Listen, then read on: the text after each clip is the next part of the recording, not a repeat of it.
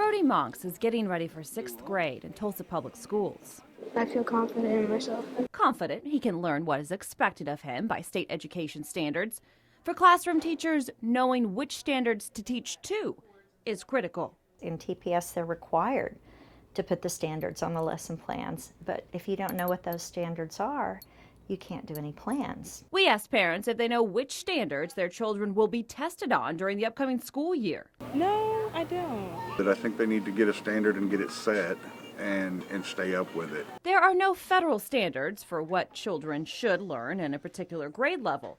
Each state sets its own. For years, that meant what students were required to learn varied widely between states. In 2009, the Governors Association, school administrators, teachers, and parents created Common Core standards for reading and math. The standards let what students are expected to learn in each grade be consistent across state lines. The Common Core standards were very application-based. Chris Johnson is Tulsa Public Schools Chief Accountability Officer. Last year a lot of districts were in the middle of transitioning to the Common Core, expecting to be tested on Common Core standards for this upcoming school year. But because Oklahoma has dropped out of Common Core, schools will now go back to teaching PASS standards.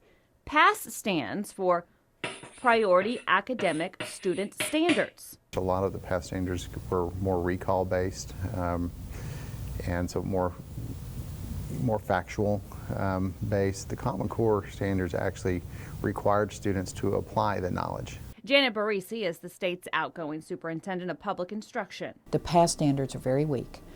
In my opinion, they are not college and career ready standards, as is evidenced by our high remediation rate in the state. The Fordham Institute, an education organization, compared Oklahoma's PASS standards and Common Core and found each has strengths and weaknesses. For instance, PASS reading standards are better organized and more clearly presented than Common Core. And in mathematics, PASS standards are easier to follow but lack some advanced high school math covered in Common Core.